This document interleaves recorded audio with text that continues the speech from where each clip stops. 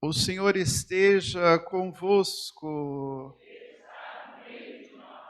Proclamação do Evangelho de Jesus Cristo segundo Mateus. Naquele tempo, vendo Jesus as multidões, compadeceu-se delas, porque estavam cansadas e abatidas, como ovelhas que não têm pastor. Então disse a seus discípulos: a messe é grande, mas os trabalhadores são poucos. Pedi, pois, ao dono da messe que envie trabalhadores para a sua colheita. Jesus chamou os 12 discípulos e deu-lhes poder para expulsar os espíritos maus e para curar todo tipo de doença e enfermidade. Estes são os nomes dos 12 apóstolos. Primeiro, Simão, chamado Pedro, e André, seu irmão, Tiago, filho de Zebedeu, e seu irmão João, Filipe e Bartolomeu, Tomé e Mateus, o cobrador de impostos, Tiago, filho de Alfeu, e Tadeu, Simão, o zelota, e Judas Iscariotes, que foi o traidor de Jesus. Jesus enviou estes 12 com as seguintes recomendações: não deveis ir aonde moram os pagãos, nem entrar nas cidades dos samaritanos, e diante as ovelhas perdidas da casa de Israel. Em vosso caminho anunciai: o reino dos céus está próximo. Curai os doentes, ressuscitai os mortos, purificai os leprosos, expulsai os demônios. De graça recebestes, de graça deveis dar. Palavra da salvação.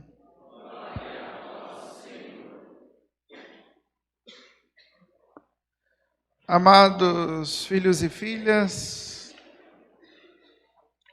queridos pais, padrinhos, nesta leitura Deus chama Moisés e o conduz para o alto de um monte e lhe dá preciosas recomendações. É a mesma coisa quando nós vamos no médico. A gente chega lá, ele vê os exames, e aí ele passa um monte de recomendações. Você cumpre? Que horror, não fica nem vermelho para falar que não. E por que não cumpre? A gente é difícil para cumprir as coisas, né? Assim também a mesma coisa das recomendações, veja bem, recomendações preciosas. Deus dá a Moisés recomendações preciosas. E as recomendações dadas a Moisés era para todo o povo de Israel. E era simples: eu serei o vosso Deus e vós sereis o meu povo. Para isso era necessário observar a aliança. E Deus fez um pacto com o povo de Israel. Vós deveis observar a aliança que vos faço.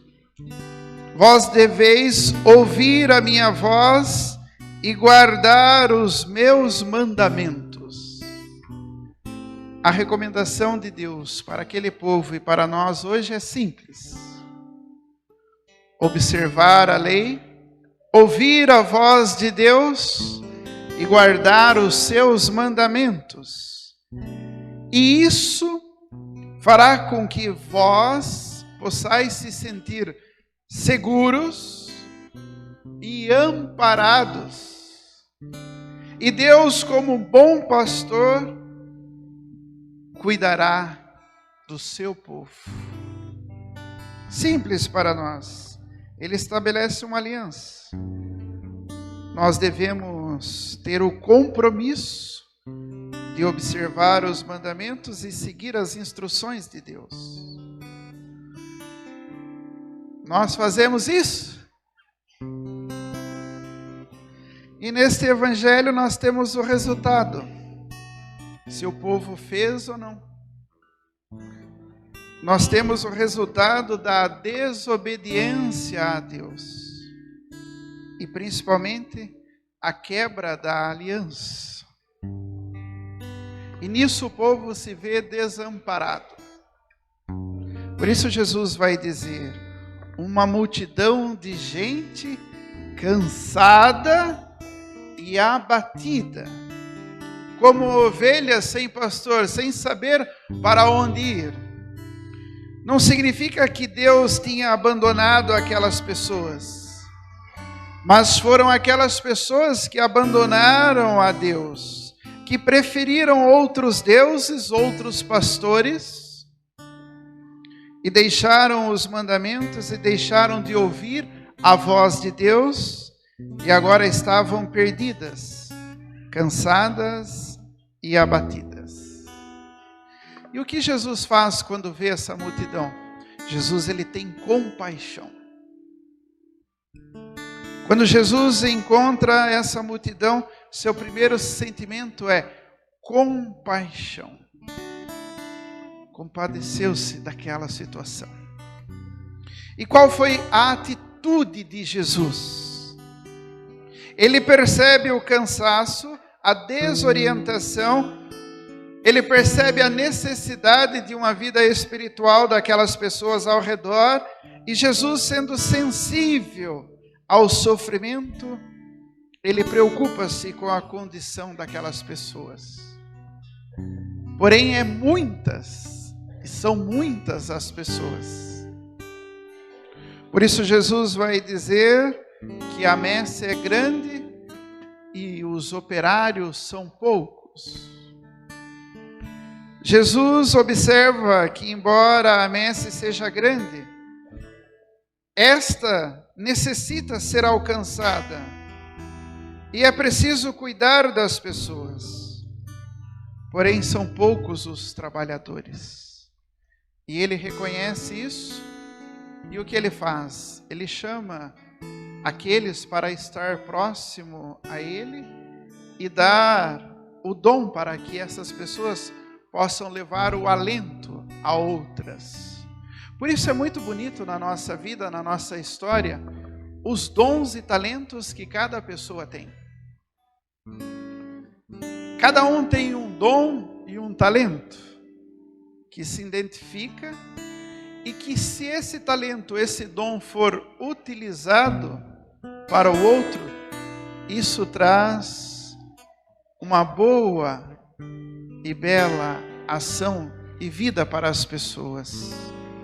Por isso, Deus chama a cada um de nós e nos convida a colocar os nossos dons para que as pessoas possam se sentir melhor. E são muitos estes dons que temos. Tem pessoas que têm o dom de escutar, tem pessoas que têm o dom de contar histórias, tem pessoas que têm o dom de nos fazer sorrir, tem pessoas que você só já olha para a cara dela e já está rindo. Ah, beleza. Tem pessoas que têm o dom do falar, pessoas que têm o dom do cuidar. Eu lembro quando eu estava lá no Hospital Regional de Taubaté, quando a minha apêndice, ela estava para estourar, graças a Deus não estourou. E eu estava lá naquele regional, 30 macas, tudo jogado lá mais em cima.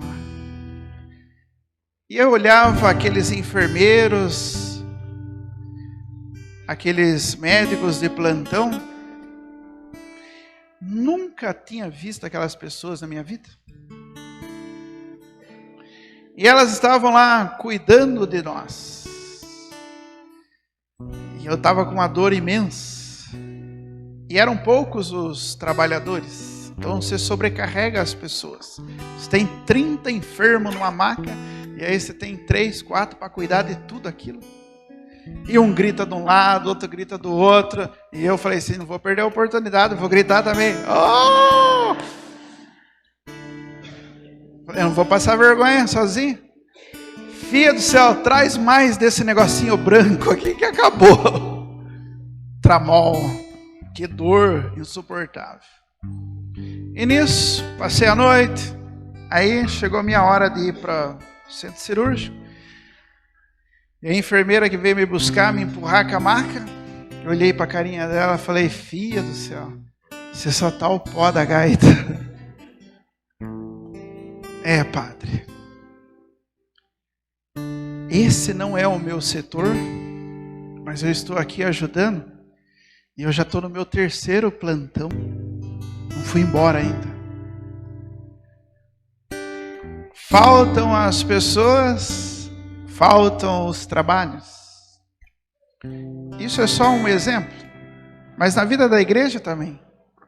Falta muitas mãos, muitos operários para trabalhar, para desempenhar o seu dom. E Jesus nos convida, e Ele nos chama, e Ele nos envia para curar as enfermidades, para expulsar os demônios. Ele nos envia com uma missão específica: ide as ovelhas perdidas e trazei-as de volta. Proclamai a proximidade do reino. E ele nos fala de uma gratuidade, de uma generosidade do serviço. Vocês receberam esses dons de forma gratuita. De forma gratuita também, dai o vosso dom para as outras pessoas. O dom dos nossos professores de poder ensinar, de poder ajudar a ler e escrever. E às vezes nós somos muito ingratos. Se hoje nós sabemos ler e escrever, é porque esses professores que sofrem, que vivem uma angústia, foram eles que deram o seu sim para estar. E hoje, veja bem, os filhos, aqueles que são os alunos, não valorizam o potencial que é dado a eles. Na verdade, nem muitos pais valorizam. Quer ver o que muitos pais fazem? Filho, se você for bem na escola, tirar notas boas, no final do ano, papai te dá uma bicicleta. No final do ano, te dou um celular. É obrigação de seu filho tirar nota azul e ir bem na escola. Dever dele. Tem que ganhar nada por isso. Tem que executar isso de forma primordial. Tem que ter essa gratuidade. A gratuidade de receber, de poder sentir, de poder ver. Há muitos trabalhos que são feitos para nós na gratuidade. O padre adora fazer compra. Oh, como é gostoso. Você vai no mercado, oh, beleza. Eu sempre gostei de fazer compra porque desde criança minha mãe me levava para ver os preços.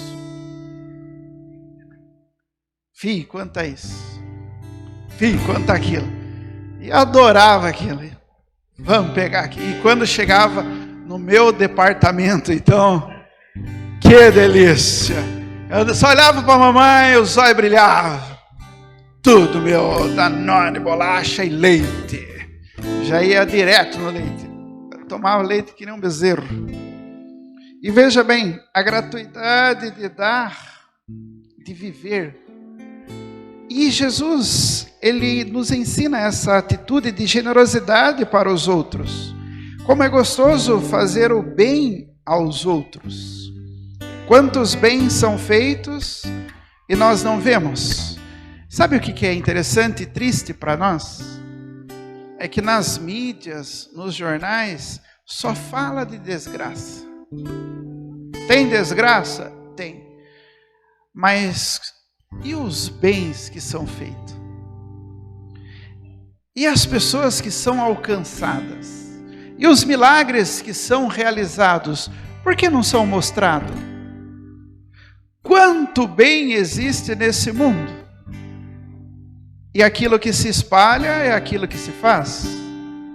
Espalhe o bem e irá colher o bem. Espalhe o mal e irá propagar o mal. Por que ninguém propaga? Por que os comerciais, os jornais não falam das coisas boas que acontecem, são feitas, que são realizadas? Então é muito triste para nós isso. Porém, Jesus nos ensina na segunda leitura que a gratuidade e o amor colocado para o outro, nós conseguimos receber. E Jesus, por amor a nós, estas ovelhas cansadas e abatidas, Ele entrega a sua vida para que nós tenhamos vida. Jesus, Ele gasta toda a sua vida, Ele gasta todo o seu ser para dar a todos nós vida e esperança. Ele tem compaixão e por compaixão a nós, por gratuidade, Ele entrega a sua vida para que tenhamos vida. Chama-nos para que possamos continuar proclamando o reino de Deus e servindo de forma generosa. Assim, neste dia de hoje, nós somos convidados a refletir que também nós podemos realizar e fazer o bem. Que também nós podemos enxergar e sermos alguém que faça a diferença. Porque muitos de nós nascemos com os dons, nascemos com aquilo que é próprio de nós, para que nós possamos dignamente pedir e elevar a Deus aquilo que é necessário para a construção de um reino melhor. E para isso, nós queremos também suplicar, pedir a Deus que conceda a estas duas crianças, o Lucas e o Heitor, tão pequeninas, na sua delicadeza, sem ainda uma plena compreensão do que é o mundo e o que o mundo os espera. Por isso, os pais e padrinhos são responsáveis por ajudá-los a crescer, a progredir e a tornar-se alguém neste lugar, neste mundo, para que possam encontrar a felicidade e possam levar a felicidade aos outros. E é isto que nós queremos agora rezar. Por isso, nós vamos elevar agora a Deus as nossas preces, as nossas intenções e suplicar também que os anjos, os santos, venham em auxílio para que possam rogar por nós, por estes padrinhos, pais e por estas crianças.